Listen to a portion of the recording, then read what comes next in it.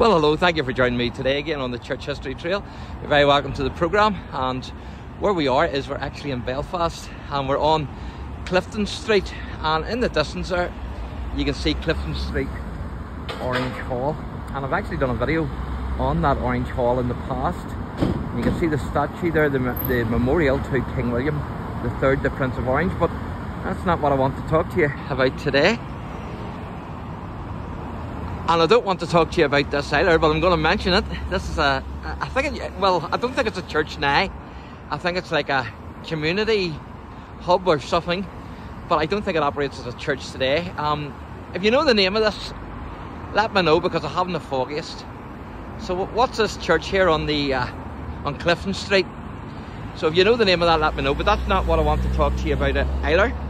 Actually, what I want to talk to you about today is Clifton Street's Orange Arch. So that's what we're going to have a wee look at today. So we're on the historical Orange Arch Trail. So you can't get into this church, unfortunately, but there's a wee opening here, so I'll try and give you a wee look the best I can.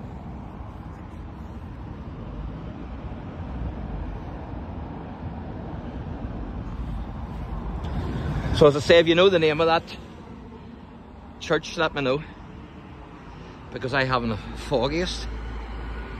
As I say, I don't think it's a church now. I think it's like a community hub or something, but you can see they're getting a lot of work done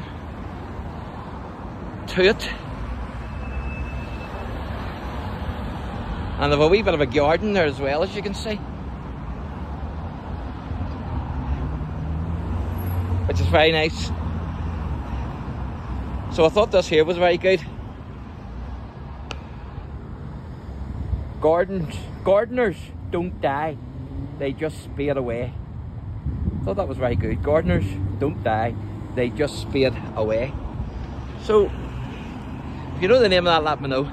But this is what I want to show you here.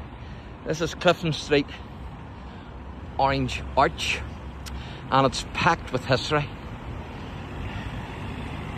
And so I'm going to tell you a wee bit, very briefly, about that history. So the gentleman there in the middle, that is of course King William III, the Prince of Orange, as you can see.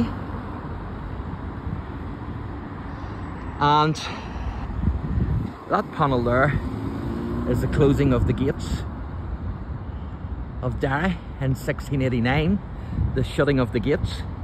Now, I'm unusual here, I haven't a foggiest who that is. I thought it might have been Colonel Blacker, but I don't think it is. So not sure who that is. If you know who that is, let me know. Of course, we know who that is. That's King Charles III.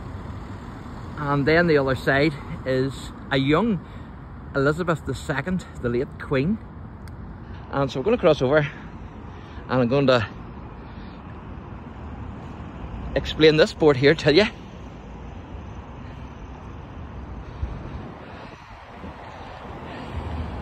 So this gentleman here, this is Martin Luther.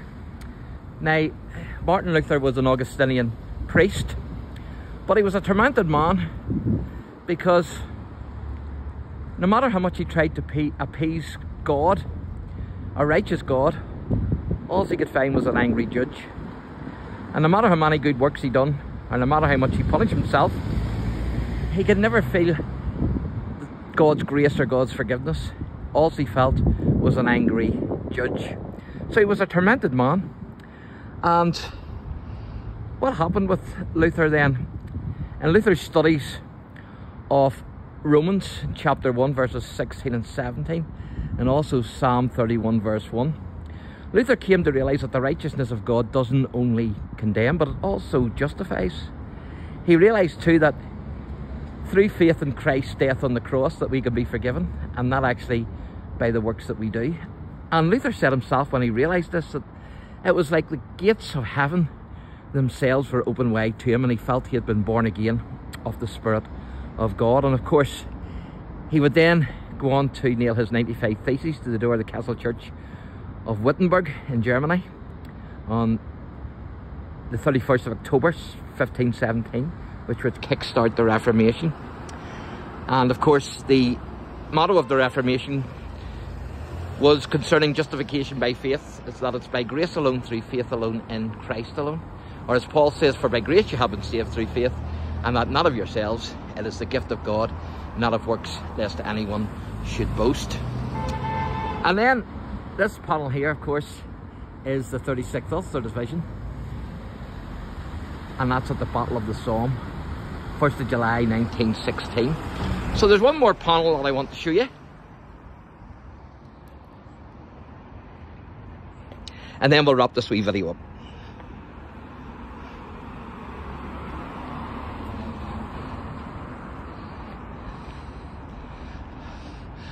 And it's this one here.